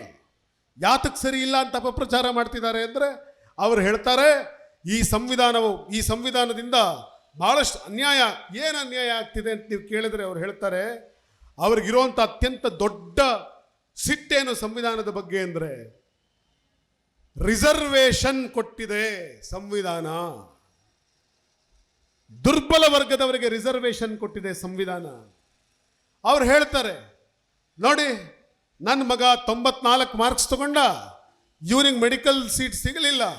ಆದರೆ ಆ ಕೇರಿಯಲ್ಲಿ ಹುಟ್ಟಿರೋನ್ ಮಗ ಅವನು 78% 80% ತಗೊಂಡು ಬಿಟ್ಟ, ಅವನಿಗೆ ಮೆಡಿಕಲ್ ಸೀಟ್ ಸಿಕ್ತಲ್ಲ. ಇದು ಅನ್ಯಾಯ ಅಲ್ವೇ? ಜಾಸ್ತಿ ಮಾರ್ಕ್ ತಗೊಂಡು ಅವನಿಗೆ ಸೀಟ್ ಕೊಡಬೇಕಿತ್ತಲ್ವೇ, ಅವನಿಗೆ ಕೊಡಲಿಲ್ಲ ಅಂತ ಹೇಳಿ ಸಮಾಜದೊಳಗಡೆ ಈ ಥರದ ವಾದಗಳನ್ನು ಬಿತ್ತುವಂಥ ಪ್ರಯತ್ನ ಮಾಡ್ತಾರೆ. ಒಂದು ಕ್ಷಣ ಆಲೋಚನೆ ಮಾಡಿ ನೋಡಿ, ಮನೇಲಿ 4 ಜನ ಮಕ್ಕಳಿರ್ತಾರೆ. ಆ ತಾಯಿ 4 ಜನರನ್ನು ಸಮಾನವಾಗಿ ನೋಡ್ಬೇಕು ತಾನೆ, 4 ಜನರಿಗೆ ಸಮಾನವಾಗಿ ಅನ್ನ ಬಡಿಸ್ಬೇಕು ತಾನೆ. ಮೀನು ಸಾರು ಮಾಡಿದ್ರೆ 4 ಜನಕ್ಕೆ ಸಮಾನವಾಗಿ ಮೀನಿನ ತುಂಡು ಬಡಿಸ್ಬೇಕು ತಾನೆ. ಬೇಳೆ ಸಾರು ಮಾಡಿ ತುಪ್ಪ ಹಾಕೋದಾದ್ರೆ 4 ಜನ ಮಕ್ಕಳಿಗೆ ಸಮಾನವಾಗಿ 1 ಸ್ಪೂನ್ ತುಪ್ಪ ಹಾಕ್ಬೇಕು ತಾನೆ. ಆ ತಾಯಿ ಏನು ಮಾಡ್ತಿದ್ದಾಳೆ ಅಂತಂದ್ರೆ, ಮೊದಲ 3 ಮಕ್ಕಳಿಗೆ ಸಮಾನವಾಗಿ ಅನ್ನ ಬಡಿಸ್ತಾಳೆ, 4ನೇ ಮಗನಿಗೆ 1 ಸೌಟ್ ಜಾಸ್ತಿ ಬಡಿಸ್ತಾಳೆ. ಮೊದಲ 3 ಮಕ್ಕಳಿಗೆ 1 ಪೀಸ್ ಮೀನು ಹಾಕ್ತಾಳೆ, ಆದರೆ ಆ ಕಡೆಯ ಮಗನಿಗೆ 2 ಪೀಸ್ ಮೀನು ಹಾಕ್ತಾಳೆ. ಮೊದಲ 3 ಮಕ್ಕಳಿಗೆ 1 ಸ್ಪೂನ್ ತುಪ್ಪ ಹಾಕ್ತಾಳೆ, ಆ ಕಡೆಯ ಮಗನಿಗೆ 2 ಸ್ಪೂನ್ ತುಪ್ಪ ಹಾಕ್ತಾಳೆ. ಆದರೆ ಯಾಕೆ ಆ ತಾಯಿ ಆ ತೀರ ಮಾಡ್ತಿದ್ದಾಳೆ ಅಂತಂದ್ರೆ, ಆ ಕಡೆ ಮಗ ಅಂಗವಿಕಲನಾಗಿ ಹುಟ್ಟುಬಿಟ್ಟಿದ್ದಾನೆ. ತಾಯಿ ಈ ಗಟ್ಟಿಯಾಗಿ ಮುಟ್ಟಾಗಿರುವಂಥ, ಬೀದಿ ತುಂಬ ಆಡ್ತಾ ಇರುವಂಥ, ಓಡ್ತಾ ಇರುವಂಥ ಈ ಮಕ್ಕಳಿಗೆ ಸಮಾನವಾಗಿ ಊಟ ಕೊಟ್ಟೋದಕ್ಕಿಂತಲೂ 1 ತುತ್ತು ಜಾಸ್ತಿಯನ್ನ ಆ ದುರ್ಬಲ ಶಿಶುವಿಗೆ ಕೊಡ್ತಾ ಇದ್ದಾಳೆ. ಯಾತಕ್ಕಾಗಿ ಆ ದುರ್ಬಲ ಮಗುವಿಗೆ ಜಾಸ್ತಿ ಕೊಡ್ತಾಳೆ ಅಂತಂದ್ರೆ, ನನ್ನ ಈ ಮಗನೂ ಕೂಡ ಆ ಬೇರೆ 3 ಮಕ್ಕಳ ಥರ ಸಮಾನವಾಗಿ ತಿಂದುಂಡು ಬಲಿಷ್ಠರಾಗಿ ಗಟ್ಟಿಮುಟ್ಟಾಗಿ ಅವನು ಓಡಾಡ್ಲಿ ಅಂತ ಹೇಳಿ ಆ ದುರ್ಬಲನಾದ ಮಗನಿಗೆ, ಅಂಗವಿಕಲಾದ ಮಗನಿಗೆ ಅವಳು ಸ್ವತಃ ತಾನೇ 1 ತುತ್ತು ಜಾಸ್ತಿ ಹಾಕ್ತಾಳೆ. ಬೇರೆ 3 ಮಕ್ಕಳಿಗೆ ನೀನು ಊಟ ಮಾಡಪ್ಪ ಅಂತ ತಟ್ಟೆಗೆ ಹಾಕಿಕೊಟ್ರೆ, ಆ ಕಡೆ ಮಗನ ಹತ್ರ ತಾಯಿ ತಾನೇ ಹೋಗಿ, ಅಮ್ಮ ನನ್ನ ಕೈಲಿ ಆಗಲ್ಲ ಅಂತ ಮಗು ಹಠ ಮಾಡಿದ್ರು ಕೂಡ ಬಲವಂತವಾಗಿ ಆ ಮಗನಿಗೆ ಆ ತಾಯಿ ತುತ್ತಿಟ್ಟು ತಿನ್ನಿಸ್ತಾಳೆ. ಇಲ್ಲ ಮಗು ನೀನು ತಿನ್ಬೇಕು. ಯಾಕೆ? ನೀನು ಕೂಡ ಆ ಮಕ್ಕಳ ಥರ ಗಟ್ಟಿಯಾಗಿ ಓಡಾಡಬೇಕು ಅಂತ. ಯೋಚನೆ ಮಾಡಿ. ಹಾಗಾದರೆ ಈ ತಾಯಿ ಮಾಡ್ತಿರೋದು ಅಪರಾಧನ? ಈ ತಾಯಿ ಮಾಡ್ತಿರೋದು ತಪ್ಪ? ಸಂವಿಧಾನ ಮೀಸಲಾತಿ ಕೊಟ್ಟಿದ್ದಿದೇ ಕಾರಣಕ್ಕೋಸ್ಕರ. ಇವರೆಲ್ಲರೂ ಕೂಡ 100 ವರ್ಷಗಳಿಂದ ಭೂ ಒಡೆಯರಾಗಿದ್ರಪ್ಪ. ಇವರೆಲ್ಲರೂ 100 ಸಾವಿರಾರು ವರ್ಷಗಳಿಂದ ಶಿಕ್ಷಣ ಪಡ್ಕೊಂಡಿದ್ರು ಕಣಪ್ಪ. ಆದರೆ ಈ ಯಾವುದೋ ಕೆಲ ಜಾತಿಯ ಜನ ಸಾವಿರಾರು ವರ್ಷದಿಂದ ಇವರು ಒದ್ರೆ ಒದಿಸ್ಕೊಂಡ್ರು, ಉಗಿದ್ರೆ ಉಗಿಸ್ಕೊಂಡ್ರು. ದೇವಾಲಯಕ್ಕೆ ಪ್ರವೇಶ ಇಲ್ಲ, ನದಿಗಳಲ್ಲಿ ನೀರು ಮುಟ್ಟೋ ಹಾಗಿಲ್ಲ, ಬಾವಿಯಲ್ಲಿ ನೀರು ಕುಡಿಯೋ ಹಾಗಿಲ್ಲ, ಸಾಮಾಜಿಕ ಮರ್ಯಾದೆ ಇಲ್ಲ, ಶಾಲೆಗೆ ಪ್ರವೇಶ ಇಲ್ಲ, ಶಿಕ್ಷಣ ಇಲ್ಲ. ಹಾಗಿದ್ದ ಮಕ್ಕಳಿಗೆ ಸಂವಿಧಾನ ಹೇಳ್ತು ಇವರಿಗೆ ನಾವು ಸಹಾಯ ಮಾಡಬೇಕು ಅಂತ ಹೇಳಿ ಆ ದುರ್ಬಲ ವರ್ಗದವರಿಗೆ ಮೀಸಲಾತಿಯನ್ನು ಕೊಡ್ತು. ಆದರೆ ಈ ಊರೊಳಗಡೆ ಒಬ್ಬ ಇರ್ತಾನೆ, ಅವನೇನು ಅಂತಂದರೆ, ನೋಡು ನಿಮ್ಮಮ್ಮ ಸರಿ ಇಲ್ಲ, ಅವಳು ನಿನಗೇ ನಿಮ್ಮ 3 ಜನಕ್ಕೆ ಒಂಥರ ಮಾಡ್ತಿದ್ದಾಳೆ. ಆ ಕಡೆ ಮಗನಿಗೆ ನೋಡು 1 ಸೌಟ್ ಜಾಸ್ತಿ ತುಪ್ಪ ಹಾಕ್ತಾಳೆ. ಆ ಕಡೆ ಮಗನಿಗೆ ನೋಡು 1 ಮೀನು ಜಾಸ್ತಿ ಕೊಡ್ತಾ ಇದ್ದಾಳೆ. ಈ ತಾಯಿ ಸರಿ ಇಲ್ಲ ಅಂತೇಳಿ ತಾಯಿ ವಿರುದ್ಧ ಮಕ್ಕಳನ್ನು ಎತ್ಕೊಟ್ಟೋ ಪ್ರಯತ್ನ ಮಾಡುವಂಥ ಧೂರ್ತರಿದ್ದಾರಲ್ಲ, ಅವ್ರ ಬಗ್ಗೆ ಎಚ್ಚರಿಕೆ ವಹಿಸಿ. ಯಾಕೆ ಹೇಳ್ತಾ ಇದ್ದೀನಿ ಅಂತಂದರೆ, ಅವರು ಈ ಸಮಾಜವನ್ನು ದಿಕ್ಕು ತಪ್ಪಿಸುವಂಥ ಒಂದು ವಿಷಬೀಜವನ್ನು ನಿಮ್ಮ ಮನಸ್ಸಲ್ಲಿ ಬಿತ್ತಾರೆ, ಅಪಪ್ರಚಾರವನ್ನು ಮಾಡ್ತಾರೆ. ಆದರೆ ಈ ಸಂವಿಧಾನ ಅನ್ನುವ ತಾಯಿ ದುರ್ಬಲ ಮಗುವಿಗೆ ಶಕ್ತಿ ತುಂಬೋದಕ್ಕಾಗಿ ಮಾತ್ರ ಆ ಮೀಸಲಾತಿ ಅನ್ನುವ ಒಂದು ತುತ್ತನ್ನು ಜಾಸ್ತಿ ಕೊಡ್ತಾ ಇದೆ. ಶಾಲೆಯಲ್ಲಿ ರನ್ನಿಂಗ್ ರೇಸ್ ಇಟ್ಟಾಗ 10 ಮಕ್ಕಳು 100 ಮೀಟರ್ ಓಡಬೇಕು ಅಂತ ಕಾನೂನು ಮಾಡಿದ್ರೆ, ಒಬ್ಬ ಹುಡುಗ ಕುಂಟು ಹುಡುಗ ಆದರೆ ಮೇಷ್ಟ್ರು ಏನು ಮಾಡ್ತಾರೆ, ನೋಡಪ್ಪ 100 ಮೀಟ್ರ್ ನೀವೆಲ್ಲರೂ ಓಡಿ, ಆ ಹುಡುಗ ಮಾತ್ರ ಅವನು 100 ಮೀಟ್ರ್ ಓಡೋದು ಬೇಡ, ಅವನಿಗೊಂದು 20 ಮೀಟ್ರ್ ಕಡಿಮೆ ಓಡಿದ್ರು ಅವನನ್ನ ನಾವು ಕನ್ಸಿಡರ್ ಮಾಡ್ತೀವಿ ಅಂತ ಹೇಳ್ತಾರೆ. ಹೌದು ತಾನೆ? ಹಾಗಂದ್ರೆ ಮೇಷ್ಟ್ರು ಪಕ್ಷಪಾತಿ ಅಲ್ಲ. ಈ ಕಾಲಿಲ್ಲದ ಹುಡುಗನನ್ನ ಆ 2 ಕಾಲು ಗಟ್ಟಿಯಾಗಿರೋ ಹುಡುಗರ ಜೊತೆ ಓಡಿಸೋದು ಅನ್ಯಾಯ. ಅವನಿಗೊಂದು ಅವಕಾಶ ಕೊಡಬೇಕು ಅನ್ನೋ ಕಾರಣಕ್ಕೋಸ್ಕರ ಇದೊಂದು ವಿಶೇಷವಾದ ಅವಕಾಶ ಮಾಡಿಕೊಡ್ತಾರೆ. ಈ ಅವಕಾಶಕ್ಕೆ ಮೀಸಲಾತಿ ಅಂತ ಕರೆದದ್ದು, ಈ ಅವಕಾಶಕ್ಕೆ ನಾವು ಮೀಸಲಾತಿ ಅಂತ ಕರೆದದ್ದು. ಆದರೆ ಇದರ ಅರ್ಥ ಗೊತ್ತಿಲ್ಲದೆ ಇದನ್ನು ತಮ್ಮಿಷ್ಟಕ್ಕೆ ತಕ್ಕಂತೆ ವ್ಯಾಖ್ಯಾನಿಸಿ ಮೀಸಲಾತಿಯ ವಿರುದ್ಧ ಜನರು ಮಾತನಾಡೋ ಥರ ಮಾಡ್ತಿದ್ದವರು ಇವತ್ತು ಮೀಸಲಾತಿಯನ್ನು EWS ಅಂತ ಕೊಟ್ಟ ತಕ್ಷಣ ಎಲ್ಲರೂ ಕೂಡ ನಮಗಿರಲಿ ಅಂತ ತಗೊಳ್ತಾ ಹೊರಟಿದ್ದಾರೆ. ಇದೆಲ್ಲವೂ ಕೂಡ ನಿಮಗೆ ಅರ್ಥ ಆಗಬೇಕು. ಸಂವಿಧಾನದ ಆಶಯಗಳು ನಿಮಗೆ ಅರ್ಥ ಆಗಬೇಕು. ಸಂವಿಧಾನ ಈ ಸಮಾಜವನ್ನು ಯಾವ ರೀತಿ ಬದಲಾಯಿಸಿದೆ ಅನ್ನೋದಕ್ಕೆ ಬಹುಶಃ ನಿಮಗೆ ಅರ್ಥವಾಗಲಿ ಅನ್ನೋ ಕಾರಣಕ್ಕೋಸ್ಕರ ಸರಳವಾದ ಒಂದು ಉದಾಹರಣೆಯನ್ನು ಹೇಳಬಲ್ಲೆ. ಒಬ್ಬ ತಾಯಿ, ಬಹುಶಃ ಮಹಾಭಾರತದ ಕಥೆ ನಿಮಗೆ ಗೊತ್ತಿದೆ. ಮಹಾಭಾರತದಲ್ಲೊಬ್ಬಳು ದ್ರೌಪದಿ ಇದ್ಲು. ಆ ದ್ರೌಪದಿ, ಮಹಾಭಾರತದ ದ್ರೌಪದಿಯನ್ನ ಕೇಳಲೇ ಇಲ್ಲ ಅವರ ಗಂಡಂದ್ರು. ನಡು ರಸ್ತೆಯಲ್ಲಿ, ಅಂದರೆ ಯಾರ ಜೊತೆನೋ ಆಟವಾಡಬೇಕಾದ್ರೆ ಪಂದ್ಯಕ್ಕಿಟ್ಟು ಸೋತ ಕಾರಣಕ್ಕೋಸ್ಕರ ಆಕೆಯನ್ನ ತುಂಬಿದ ಸಭೆಯಲ್ಲಿ ಜನರ ಮುಂದೆ ಸೀರೆ ಹಿಡಿದು ಎಳೆದಾಡಿ ಅವಳನ್ನು ಅಪಮಾನಿಸಿದ್ರು. ಆದರೆ ಇವತ್ತು ಯೋಚನೆ ಮಾಡಿ, ರಾಜನ ಪತ್ನಿ ನಡು ರಸ್ತೆಯಲ್ಲಿ ಎಳೆದಾಡ್ಪಟ್ಲು, ಜನಸಾಮಾನ್ಯರ ಮುಂದೆ ಅವಳನ್ನು ವಿವಸ್ತ್ರಗೊಳಿಸುವ ಪ್ರಯತ್ನ ಮಾಡಿದ್ರು. ಅದು ಆ ಪುರಾಣ ಕಾಲದ ದ್ರೌಪದಿ, ಅವತ್ತಿನ ಕಾಲದಲ್ಲಿ ಆಕೆ ಅನುಭವಿಸಿದ್ ನೋವು. ಆದರೆ ಇವತ್ತು ಒಬ್ಬ ಆದಿವಾಸಿ ಬಡ ಕುಟುಂಬದಲ್ಲಿ ಹುಟ್ಟಿದಂಥ ತಾಯಿ ದ್ರೌಪದಿ ಮುರ್ಮು ಈ ದೇಶದ ರಾಷ್ಟ್ರಪತಿಯಾದ್ಲು. ಇದಕ್ಕೆ ಕಾರಣ, ಇವತ್ತಿನ ದ್ರೌಪದಿ ಮೇಲೆ ಕೂತು ಇಡೀ ದೇಶದ ಅತ್ಯುನ್ನತ ಸ್ಥಾನದಲ್ಲಿ ಕೂರೋದಕ್ಕೆ ಕಾರಣ ನಮ್ಮ ಸಂವಿಧಾನ, ದ ಕಾನ್ಸ್ಟಿಟ್ಯೂಷನ್ ಆಫ್ ಇಂಡಿಯಾ. ಆವತ್ತು ಪುರಾಣ ಕಾಲದಲ್ಲಿ, ಮಹಾಭಾರತದ ಕಾಲದಲ್ಲಿ ಒಬ್ಬ ಏಕಲವ್ಯ ಇದ್ದ. ಗುರುಮುಖೇನ ವಿದ್ಯೆ ಕಲಿಬೇಕು. ಹೀಗಾಗಿ ಗುರುನ್ ಕೇಳ್ದ. ಗುರು ಹೇಳ್ದ, ನಿನ್ನಂತ ಒಬ್ಬ ಆದಿವಾಸಿ ಬುಡಕಟ್ಟು ಜಾತಿಯವನಿಗೆ ವಿದ್ಯೆ ಕಲ್ಸಕ್ಕಾಗಲ್ಲ. ವಿದ್ಯೆ ನಾನು ಇವನಿಗೆ ಮಾತ್ರ ಗುರು, ನಿನಗೆ ಕಲ್ಸಲ್ಲ. ಕಡೆಗೆ ಏಕಲವ್ಯ ಏನು ಮಾಡ್ದ, ಆ ಗುರುವಿನ ಪ್ರತಿಮೆಯನ್ನು ಮಣ್ಣಲ್ಲಿ ಮಾಡಿ ಸ್ವಂತವಾಗಿ ವಿದ್ಯೆಯನ್ನು ಕಲ್ತ.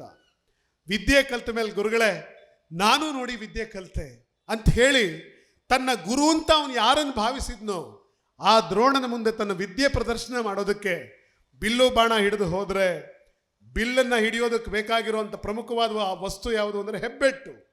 ಗುರು ಹೇಳ್ದ, ಹಾಗಾದ್ರೆ ಹೆಬ್ಬೆಟ್ಟನ್ನೇ ಕತ್ತರಿಸು ಅಂತ ಹೇಳಿ. ವಿದ್ಯೆ ಕಲ್ತಿದ್ದಕ್ಕೆ ಶಿಷ್ಯನಿಗೆ ಪುರಸ್ಕಾರ ಅಲ್ಲ, ವಿದ್ಯೆ ಕಲ್ತಿದ್ದಕ್ಕೆ ಶಿಷ್ಯನಿಗೆ ಶಿಕ್ಷೆ. ವಿದ್ಯೆ ಕಲ್ತಿದ್ದಕ್ಕೆ ಶಿಷ್ಯನಿಗೆ ಶಿಕ್ಷೆ. ಆದರೆ ಇವತ್ತು ಒಬ್ಬ ಬಡ ಆದಿವಾಸಿ ಹುಡುಗ ಕಷ್ಟಪಟ್ಟು ವಿದ್ಯೆ ಕಲಿತು ಅವನೊಂದು ಡಿಗ್ರಿ ತಗೊಂಡ್ರೆ, ಒಂದು PhD ಮಾಡಿದ್ರೆ, ಅದೇ ಏಕಲವ್ಯ ಪ್ರಶಸ್ತಿಯನ್ನು ಕೊಟ್ಟು ಆ ಹುಡುಗನಿಗೆ ಏಕಲವ್ಯನ ಸನ್ಮಾನವನ್ನು ಮಾಡ್ತಾ ಇದ್ದಾರೆ. ಇದಕ್ಕೆ ಕಾರಣ ಯಾವುದು ಅಂದರೆ ಇದೇ ಸಂವಿಧಾನ, the constitution of India, Bharat ದೇಶದ ಸಂವಿಧಾನ.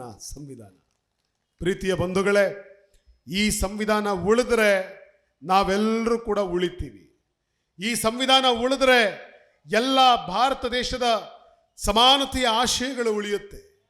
ಶತಶತಮಾನಗಳಿಂದ ಸಂಘರ್ಷಗಳು ನಡೆದಿದ್ದಾವೆ. ಯಾತಕ್ಕಾಗಿ ಸಂಘರ್ಷ ನಡೆದಿದ್ದಾವೆ?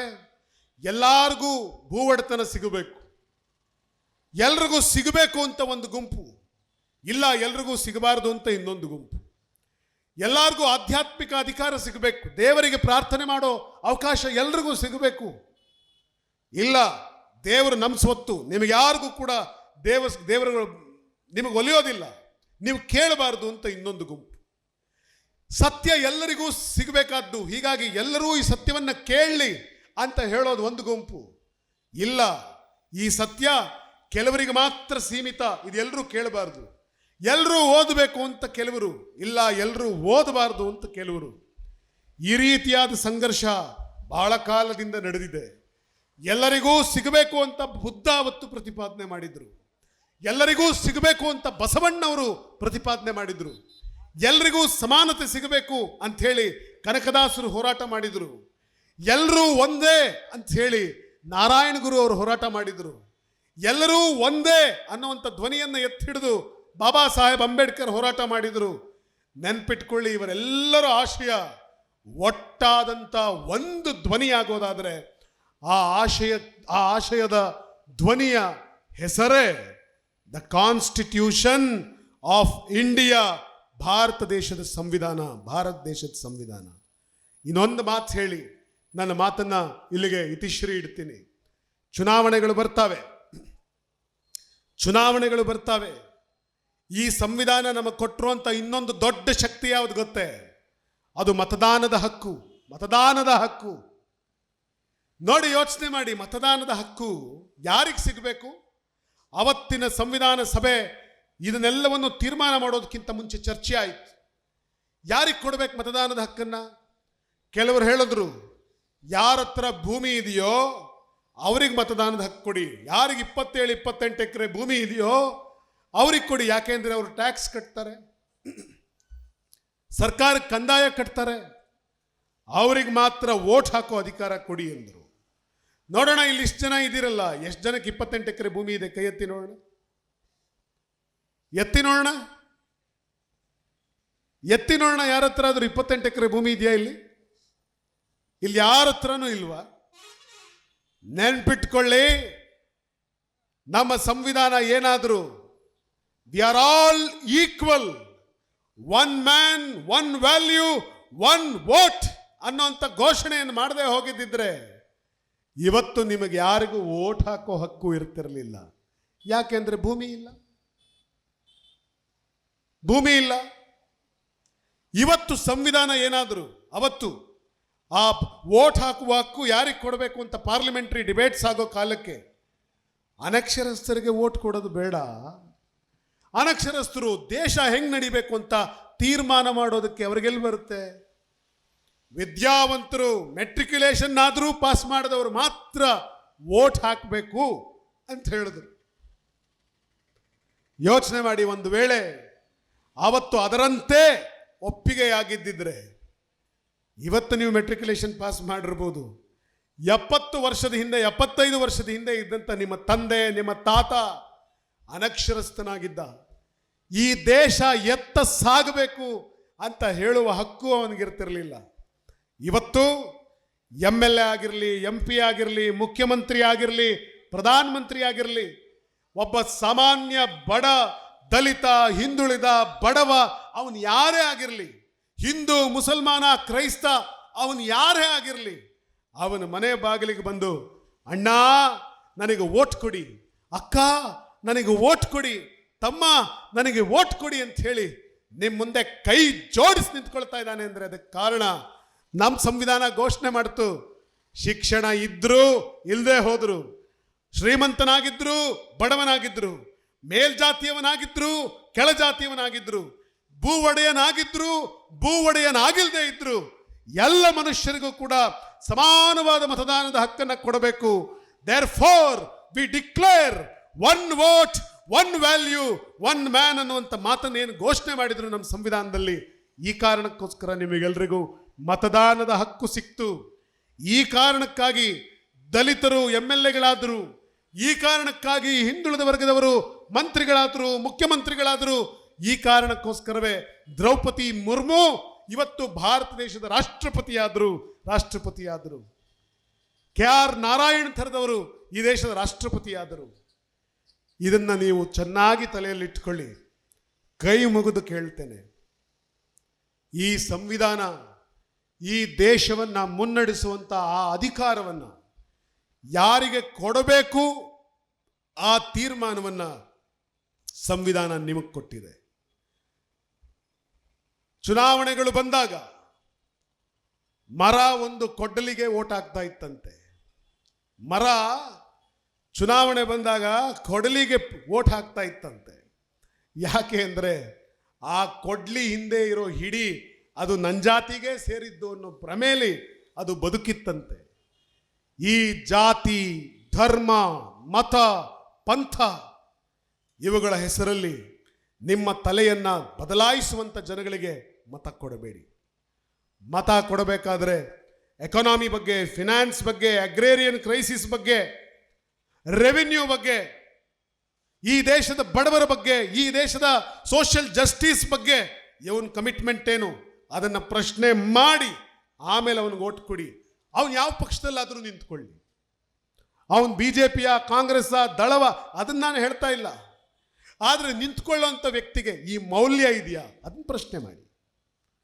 ನೀವು ಓಟ್ ಹಾಕ್ತಿರುವಂಥ ಪಕ್ಷ ಈ ಮೌಲ್ಯಗಳ ಧ್ವನಿಯಾಗಿದೆಯಾ, ಸಂವಿಧಾನಕ್ಕೆ ಪೂರಕವಾಗಿದೆಯಾ ಅದನ್ನು ಪ್ರಶ್ನೆ ಮಾಡಿ, ಆನಂತರ ಮತದಾನ ಮಾಡಿ.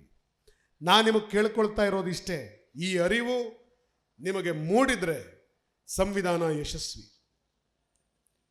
ರಾಜನ್ ಮಗ ರಾಜ ಆಗಬೇಕು. ಅಭಿ ತಕ್ ರಾಜ ಪೇಟ್ ಸೆ ಆ ರಹಾ ತಾ, ಅಭಿ ಸೆ ರಾಜ ಪೇಟ್ ಸೆ ನಹಿ ವೋಟ್ ಸೆ ಆತೆ ಹೇ ಅಂತ ಅಂಬೇಡ್ಕರ್ ಅವರು ಅವತ್ತು ತಾರಸ್ವರದಲ್ಲಿ ಕೂಗಿ ಹೇಳಿದ್ರು. ನಾವು ಮೊನ್ನೆ 3 ಉಪಚುನಾವಣೆಗಳಾಯ್ತು ನೋಡಿದ್ವಿ. ಎಲ್ಲರೂ ತಿಳ್ಕೊಂಡಿದ್ರು ಪ್ರಧಾನ ಮಂತ್ರಿ ಮಕ್ಕಳು, ಮುಖ್ಯಮಂತ್ರಿಗಳ ಮಕ್ಕಳು, ಮಾಜಿ ಮುಖ್ಯಮಂತ್ರಿಗಳ ಮಕ್ಕಳು ಗೆಲ್ತಾರೆ ಅಂತ ಬಹಳಷ್ಟು ಜನ ಮಾತಾಡ್ತಾ ಇದ್ರು. ಆದರೆ ಗೆದ್ದಿದ್ದು ಯಾರು ಅಂದರೆ ಒಬ್ಬ ರೈತನ ಮಗ ಗೆಲ್ತಾನ್ರಿ, ರೈತನ ಮಗ ಗೆಲ್ತಾನೆ. ಈ ಗೆಲುವು ಸಂವಿಧಾನದ ಗೆಲುವಲ್ವೇ, ಸಂವಿಧಾನದ ಗೆಲುವಲ್ವೇ. ನಾನು ಶಿಗ್ಗಾವಿಗೆ ಹೋಗಿದ್ದೆ, ಇದೊಂದು ಹೇಳಲೇಬೇಕು. ಶಿಗ್ಗಾವಿಗೆ ಹೋಗಿದ್ದೆ, ಇನಾಯತ್ ಅಲಿ ಅವರೇ, ಅಲ್ಲೊಬ್ಬ ಮುಸ್ಲಿಂ ಸಮುದಾಯದ ಯುವಕ ಚುನಾವಣೆಗೆ ನಿಲ್ತಾನೆ. BJPಯವ್ರ ಪ್ರಚಾರ ಏನು, ಅಥವಾ ಮಾಧ್ಯಮಗಳ ಪ್ರಚಾರ ಏನು, ವಿರೋಧ ಪಕ್ಷಗಳ ಪ್ರಚಾರ ಏನು? ಅವನು ನಿಂತಿರೋ ಒಂದು ಮುಸಲ್ಮಾನ, ಅವನೆಲ್ಲಿ ಗೆಲ್ತಾನೆ ಬಿಡಿ. ನಾನು ಸಭೆಯಲ್ಲಿ ಮಾತನಾಡ್ತಾ ಹೇಳಿದೆ, ಆ ಸಭೆಯಲ್ಲಿ ಎಲ್ಲ ಜಾತಿ ಸಮುದಾಯದ ಜನ ಬಂದು ಸೇರಿದ್ರು. ಚುನಾವಣಾ ಪ್ರಚಾರ ಸಭೆಯಲ್ಲಿ ನಾನು ಈ ಮಾತು ಹೇಳಿದೆ. ಮೈಸೂರಿನಲ್ಲಿ ಸಿದ್ದರಾಮಯ್ಯನವರು ಚುನಾವಣೆಗೆ ನಿಲ್ತಾರೆ. ಮುಸಲ್ಮಾನರು ಇವನು ಮುಸ್ಲಿಮನ ಅಂತ ಪ್ರಶ್ನೆ ಕೇಳಲೇ ಇಲ್ಲ. ಲಕ್ಷ್ಮೀ ಹೆಬ್ಬಾಳ್ಕರ್ ಎಲ್ಲೋ ಒಂದು ಕಡೆ ಚುನಾವಣೆಗೆ ನಿಲ್ತಾರೆ, ಅಲ್ಲಿ ಮುಸ್ಲಿಮರು ಇವರು ಮುಸ್ಲಿಮರಲ್ವಲ್ಲ ಅಂತ ಪ್ರಶ್ನೆ ಕೇಳಲಿಲ್ಲ. ಇನ್ನೆಲ್ಲೋ ಮತ್ತೊಂದು ಕಡೆ ಡಾಕ್ಟರ್ G. ಪರಮೇಶ್ವರ್ ಅವರು, ಮಲ್ಲಿಕಾರ್ಜುನ್ ಖರ್ಗೆ ಅವರು ಚುನಾವಣೆಗೆ ನಿಲ್ತಾರೆ. ಅಲ್ಲಿ ಇವರು ದಲಿತರು, ಇವ್ರ ಜಾತಿ ಏನು, ಇವ್ರ ಧರ್ಮ ಏನು ಅಂತ ಮುಸ್ಲಿಮರು ಪ್ರಶ್ನೆ ಕೇಳಲಿಲ್ಲ. ಆದರೆ ಒಬ್ಬ ಮುಸಲ್ಮಾನ ಅಭ್ಯರ್ಥಿಯಾಗಿ ನಿಂತರೆ ಒಂದಷ್ಟು ಮಾಧ್ಯಮಗಳು, ಒಂದಷ್ಟು ಪ್ರಚಾರ ಮಾಡುವ ಜನರು ಹೇಳಿದ್ದೇನು, ನಾವು ಮುಸ್ಲಿಮ, ಅವನಿಗೆ ಓಟ್ ಹಾಕ್ತಾರ? ಅಲ್ಲಿ ನಿಂತಿರೋದು ಮುಸಲ್ಮಾನನೋ, ಹಿಂದೂನೋ, ಕುರುಬನೋ, ಗೌಡನೋ, ಅಲ್ಲಿ ನಿಂತಿರೋದು ದಲಿತನೋ, ಬ್ರಾಹ್ಮಣನೋ, ಕ್ರೈಸ್ತನೋ, ಮಹಮ್ಮದೀಯನೋ ಅಲ್ಲ. ಅಲ್ಲಿ ನಿಂತಿರೋದು we the people of India ಅಂತ ಘೋಷಣೆ ಮಾಡಿದ್ದೀವಿ. ನಮಗೆ ನಾವೇ ಅರ್ಪಿಸ್ಕೊಂಡಿದ್ದೀವಿ ಸಂವಿಧಾನದಲ್ಲಿ. ನಾವು ಭಾರತ ದೇಶದ ಪ್ರಜೆಗಳು, ನಾವೆಲ್ಲರೂ ಸಮಾನ, ನಾವೆಲ್ಲರೂ ಕೂಡ ಭ್ರಾತೃತ್ವದಿಂದ ಬದುಕ್ತೀವಿ. We live with the idea of fraternity ಅಂತ ಪ್ರಮಾಣ ಮಾಡಿದ್ದೀವಿ ಈ ದೇಶದ ಸಂವಿಧಾನವನ್ನು ಜಾರಿಗೊಳಿಸುವಾಗ. ಈ ಸಂವಿಧಾನದ ಭಾವ ಜಾಗೃತವಾಗದೆ ಹೋದರೆ ಎಷ್ಟೋ ಸಮುದಾಯಗಳಿಗೆ ಜಯವೇ ಸಿಗೋದಿಲ್ಲ. ಆದರೆ ಇವತ್ತು ಶಿಗ್ಗಾವಿಯಲ್ಲಿ ಪುಣ್ಯವಶಾತ್ ಎಲ್ಲ ತಳ ಸಮುದಾಯದ ಜನ, ಅನೇಕ ಸಮುದಾಯದ ಜನ ಒಟ್ಟಾಗಿ ನಿಂತು 30 ವರ್ಷಗಳ ನಂತರ ಇನ್ನೊಬ್ಬ ಅಲ್ಪಸಂಖ್ಯಾತನನ್ನು ಗೆಲ್ಲಿಸ್ಕೊಂಡಿದ್ದಾರೆ. ಎಲ್ಲರಿಗೂ ರಾಜಕಾರಣ ಮಾಡುವಂಥ ಹಕ್ಕು ಸಮಾನವಾಗಿ ಸಿಗಬೇಕು. ಆಗ ಮಾತ್ರ ಎಲ್ರಿಗೂ ನ್ಯಾಯ ಸಿಗಕ್ಕೆ ಸಾಧ್ಯ. ಎಲ್ಲ ಜಾತಿ ಸಮುದಾಯದವರೆಗೂ ಕೂಡ ತಮ್ಮ ನಾಯಕರ ಧ್ವನಿ ಪಾರ್ಲಿಮೆಂಟಲ್ಲಿ ಕೇಳಿಸುವ ಪ್ರತಿನಿಧಿಗಳನ್ನು ಅಲ್ಲಿಗೆ ಕಳಿಸುವಂಥ ಹಕ್ಕು ಸಿಗಬೇಕು. ಆಗ ಮಾತ್ರ ಎಲ್ಲರಿಗೂ ಸಮಾನವಾದ ಅವಕಾಶ ಮತ್ತು ನ್ಯಾಯ ಸಿಗೋದಕ್ಕೆ ಸಾಧ್ಯ. ಇಷ್ಟನ್ನು ಹೇಳ್ತಾ ಪ್ರೀತಿಯ ಬಂಧುಗಳೇ, ಸಂವಿಧಾನ ಅನ್ನೋದೊಂದು ಕ್ಲಿಷ್ಟಕರವಾದ ಸಬ್ಜೆಕ್ಟ್. ತೀರಾ ಜನಸಾಮಾನ್ಯರಿಗೆ ಅರ್ಥವಾಗುವಂಥ ಭಾಷೆಯಲ್ಲಿ Indian constitution is A quasi federal constitution ಅಂತ ನಾವು ಭಾಷಣ ಮಾಡೋದಿದೆಯಲ್ಲ ಸರ್, ನಿಮಗೆ ಅರ್ಥ ಆಗುತ್ತೆ. ಆ ಭಾಷೆಯಲ್ಲಿ ನಾವು ಹೇಳಿದ್ರೆ ಜನಸಾಮಾನ್ಯರಿಗೆ ಇದು ಅರ್ಥ ಆಗಲಿ ಅನ್ನೋ ಕಾರಣಕ್ಕೋಸ್ಕರ ಇದನ್ನು ಸಾಕಷ್ಟು ಸರಳೀಕರಿಸಿ ಹೇಳುವ ಪ್ರಯತ್ನವನ್ನು ನಾನಿಲ್ಲಿ ಮಾಡಿದೆ. ಆದರೆ ನಂಗೆ ಸಂತೋಷ ಏನು ಅಂದರೆ, ಇಡೀ ಸಭೆ ಶುರುವಾದಾಗಿಂದ ಇಲ್ಲಿವರೆಗೆ ಜನ ಬಂದು ಸೇರಿದರು, ರಸ್ತೆಯ ಇಕ್ಕೆಲೆಗಳಲ್ಲಿ ಜನ ನಿಂತು ಈ ಸಂವಿಧಾನದ ಬಗ್ಗೆ ಕೇಳಿದ್ರು, ಒಬ್ಬರೂ ಈ ಸಭೆ ಬಿಟ್ಟು ಎದ್ದು ಹೋಗಲಿಲ್ಲ. ಆ ಮಟ್ಟಕ್ಕೆ ಸಂವಿಧಾನದ ಬಗ್ಗೆ ನಿಮಗಿರುವಂಥ ಶ್ರದ್ಧೆ ಈ ದೇಶದ ಭವಿಷ್ಯಕ್ಕೆ, ಈ ದೇಶಕ್ಕೆ ಖಂಡಿತವಾಗಿಯೂ ಭವಿಷ್ಯ ಇದೆ ಅನ್ನೋದಕ್ಕೆ ಒಂದು ಅದ್ಭುತವಾದ ನಿದರ್ಶನ ಅಂತ ಭಾವಿಸ್ತಾ ನಾನಿಲ್ಲಿಗೆ ನನ್ನ ಮಾತನ್ನು ಮುಗಿಸೋದಕ್ಕಿಂತ ಮುಂಚೆ ಒಂದು ಜಯಕಾರ ಹಾಕೋಣ. ಬೋಲೋ ಭಾರತ್ ಮಾತಾ ಕಿ, ಬೋಲೋ ಬಾಬಾ ಸಾಹೇಬ್ ಅಂಬೇಡ್ಕರ್ ಕಿ, ಬೋಲೋ ಭಾರತ್ का ಸಂವಿಧಾನ ಕಿ, ಸಂವಿಧಾನಕ್ಕೆ ಸಂವಿಧಾನಕ್ಕೆ ಸಂವಿಧಾನಕ್ಕೆ ಧನ್ಯವಾದ. ನಮಸ್ಕಾರ. ಅತ್ತೆ, ಇದು ನನ್ನ ಬರ್ಡೇ ಗಿಫ್ಟ್. ಇದೆಲ್ಲ ಜೀವನದಲ್ಲಿ ನನಗೋಸ್ಕರ ತಗೊಂಡ್ಬಂದಿದ್ದಾರೆ. ನಿನ್ ಮೇಲೆ ತುಂಬಾ ಚೆನ್ನಾಗಿ ಕಾಣುತ್ತೆ. ಇದು ತುಂಬಾ ಚೆನ್ನಾಗಿದೆ ಅಲ್ವಾ? ತುಂಬಾ ಚೆನ್ನಾಗಿದೆ.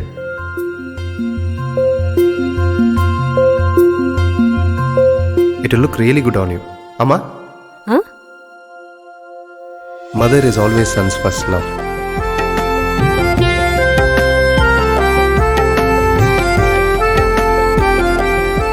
ಪ್ರತಿ ಪೀಳಿಗೆಯ ಪ್ರೀತಿಯ ಮಳಿಗೆ GL ಆಚಾರ್ಯ ಜುವೆಲ್ಲರ್ಸ್.